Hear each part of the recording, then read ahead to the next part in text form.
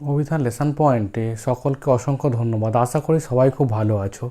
আমি তোমাদের চাকরি পরীক্ষায় পরে এমন কিছু অঙ্ক নিয়ে আলোচনা করছিলাম। আজকেও তোমাদের সেই রকম কিছু বীজগণিতের অঙ্ক নিয়ে আমি আলোচনা করব।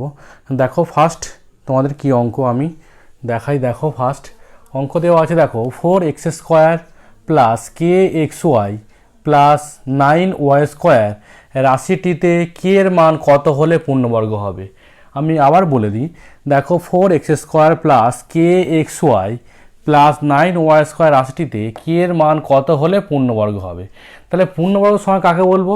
যেসব সংখ্যাগুলোকে আমরা হোল স্কোয়ার আকারে লিখতে পারি তাদের বলা হয় কি পূর্ণবর্গ সংখ্যা।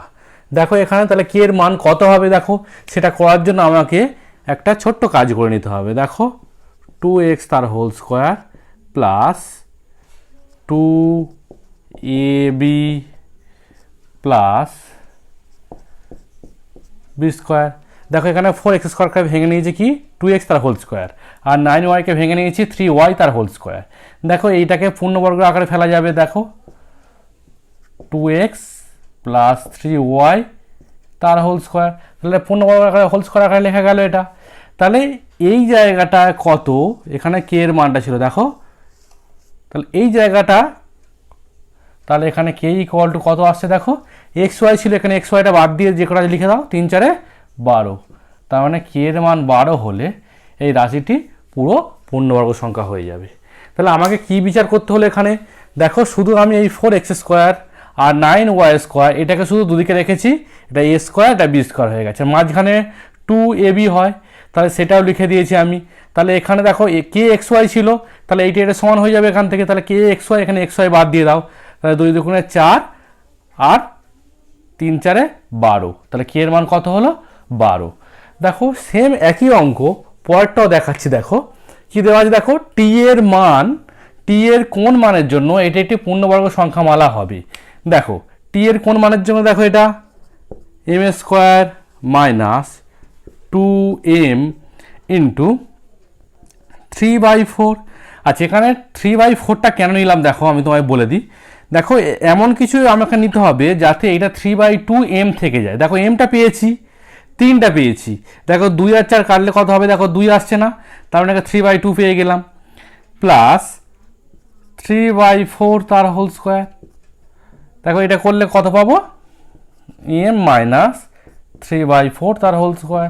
দেখো হোল স্কোয়ার আকার লিখে দিতে পারলাম। তাহলে কোন মানটার জন্য, টি এর কোন মানের জন্য, দেখো টি এর মানটা এইটার জন্য, তাহলে এখানে এই মানটা কত হবে, তাহলে টি ইকুয়াল টু হবে 9/16, তাহলে এটা হবে উত্তর। তাহলে টি এর মান যদি 9/16 হয় তাহলে রাশিটি পূর্ণবর্গ হবে। দেখো একবার আবার বলে দিই আমি একবার, দেখো টি এর কোন মানের জন্য m² মাইনাস 3/2m প্লাস টি পূর্ণবর্গ সংখ্যামালা হবে। দেখো এখানে কি দেওয়া আছে, দেখো আমি কি করেছি, m² মাইনাস 2m ইন্টু 3/4। 3/4টা কেন করলাম, আমার এখানে 3/2 ছিল, এই 3/2টা আনার জন্য আমাকে কি করতে হয়েছে, দেখো এই 2 আর 4 কাটলে দেখো 3 2 আর m পেয়ে যাচ্ছি না, সেই জন্য আমাকে এটা 3 4 করতে হয়েছে। তাহলে এটা 3 4 মানে এটা m² মাইনাস 2m ইন্টু 3/4, তাহলে এইটাই লাস্টে বসবে 3/4 তার হোল স্কোয়ার। তাহলে টি এখানে ছিল, তাহলে টি এর মানটা কত হবে দেখো 9/16, তাহলে এটাই হবে আমার অ্যান্সার।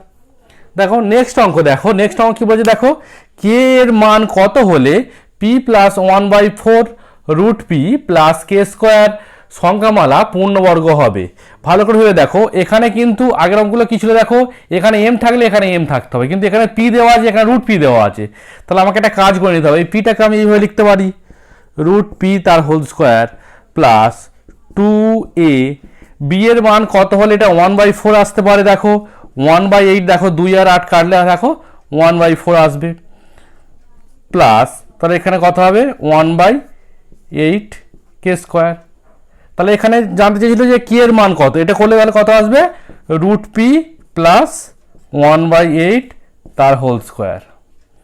দেখো a² plus 2ab plus b², তাহলে হোল স্কোয়ার লিখতে পারলাম। তাহলে এখানে কে এর জায়গায় কত পেলাম, কে ইকুয়াল টু হবে 1/8, এটাই অ্যান্সার।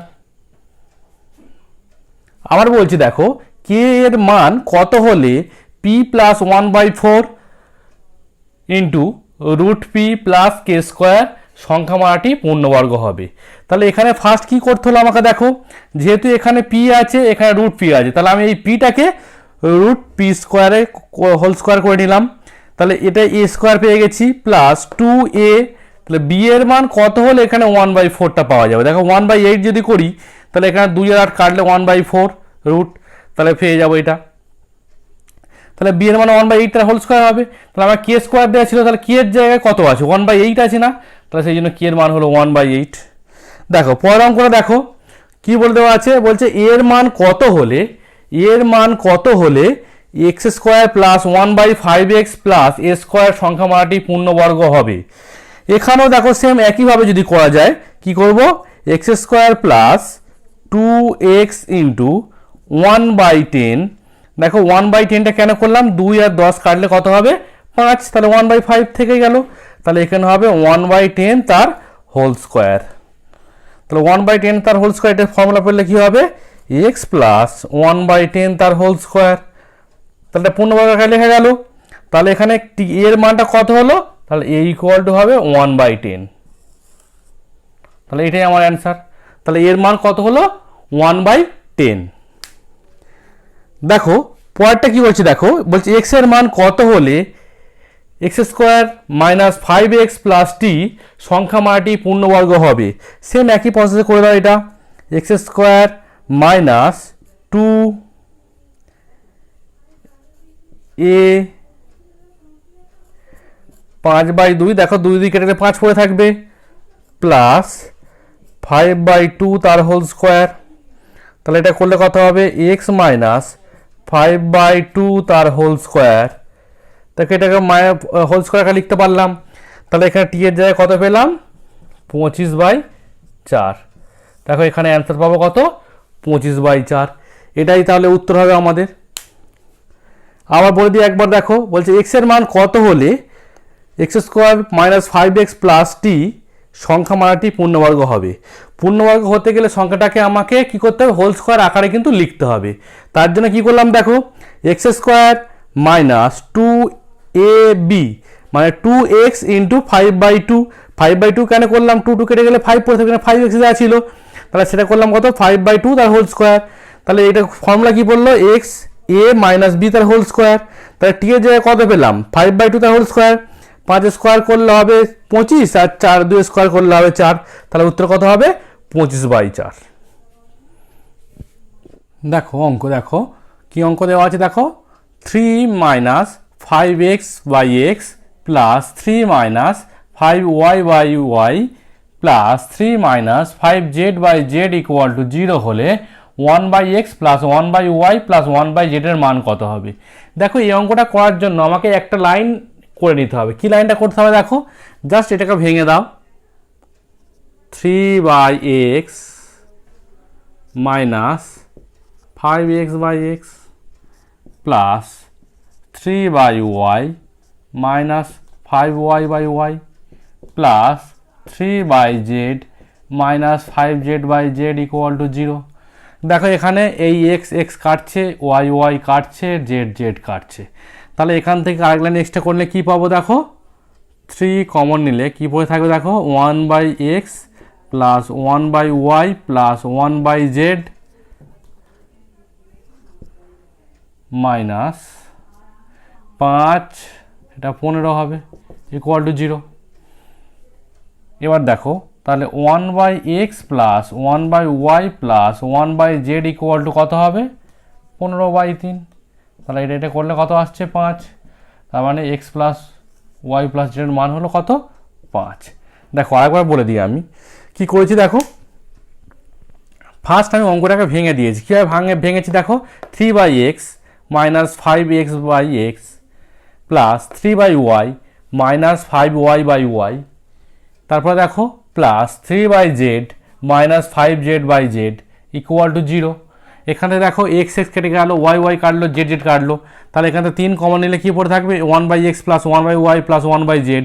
আর এখানে -5 তিনটে যোগ করলে হয় কত -15 ইকুয়াল টু 0।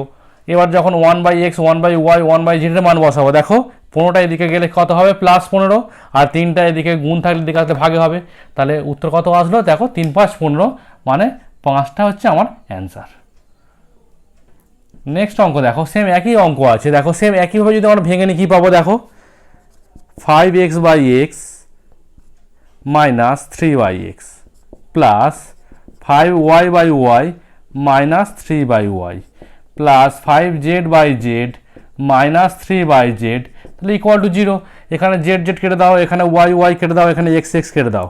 তাহলে এখানে কি পড়ে থাকছে দেখো, 3টে 5 আছে, দেখো যোগ করলে হয় 15, -3 কমন নিলে হয় 1/x plus 1/y plus 1/z equal two 0। তাহলে এখান থেকে কি পাবো দেখো, যদি এইটাকে আমরা এদিকে নিয়ে যাই, তার মানে 1/x plus 1/y plus 1/z equal to কী পাবো দেখো, এখানে এটা করলে কি পাচ্ছি দেখো, ইকুয়াল টু 15/3। দেখো এইটাকে মাইনাস এটাকে এদিকে নিয়ে গেলাম, নিয়ে গিয়ে কি করলাম আমরা 3 দিয়ে এটাকে ভাগ করে দিলাম। তাহলে করলে কত, এখানেও দেখো 3 × 5 = 15, তার মানে এটারও মান পাচ্ছে কত দেখো 5।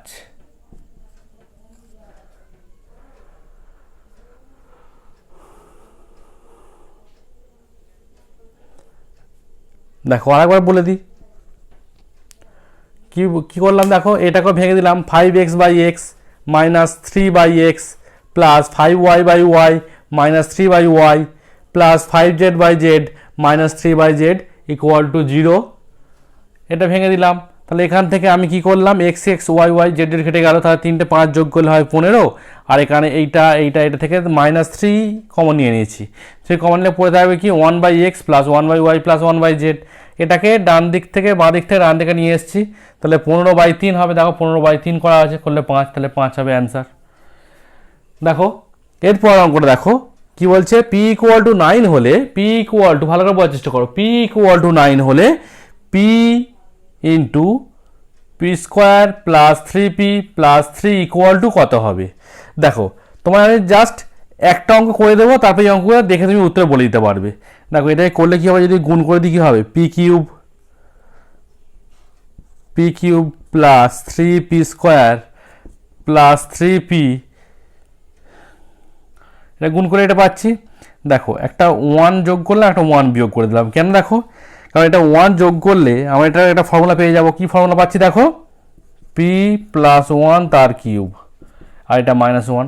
সেই আমি কিউবের ফর্মুলা ফেলার জন্য এটা কী করেছি, একটা 1 যোগ করেছি, এটা 1 বিয়োগ করে দিয়েছি। তাহলে এটার মান কত হবে দেখো, 9 + 1 তার কিউব -1, তার মানে 10-এর কিউব -1 করলে কত হচ্ছে দেখো, 10-এর কিউব করলে 1000, 1000 থেকে 1 বিয়োগ করলে কত হবে 999। তাহলে এটা হবে আমার অ্যান্সার, 999 হবে আমার অ্যান্সার। দেখো আর বলে দিই, এখানে শুধু আমি পিটাকে গুণ করে দিয়েছি, দিয়ে এখানে +1 -1 +1 করেছি, কারণ এটা সূত্র ফেলার জন্য, p + 1 তার হোল কিউব, আর -1টা আছে -1। দেখো একটা অঙ্ক করে দিয়েছি, এর পর অঙ্কগুলো করতে লাগবে না, তুমি দেখে কিন্তু উত্তরটা বলতে পারবে। দেখো কি হয়েছিল, দেখো এখানে p এর মান ছিল 9, এখানে বসে যোগ করে তার কিউব করলে হয়ে যাবে, সেম এখানেও তাই হবে। তাহলে 99-এর সাথে 1 যোগ করবে, তার কিউব থেকে 1 বিয়োগ করে দেবে। তাহলে এটা করলে কত হচ্ছে দেখো, 100-র কিউব করলে কত আসবে দেখো, 1-এর পিঠে 6টা 0, এখান থেকে 1 বিয়োগ করে দাও, তাহলে 999 6টা 9 আসবে। দেখো পরটাও সেম তাই, একই ব্যাপার, এর সাথে 1 যোগ করে দাও, তার হোল কিউব -1, তাহলে এটা হোল কিউব করলে কত আসবে, এটা 1000-এর কিউব -1, 1-এর পিঠে 9টা 0 আসবে,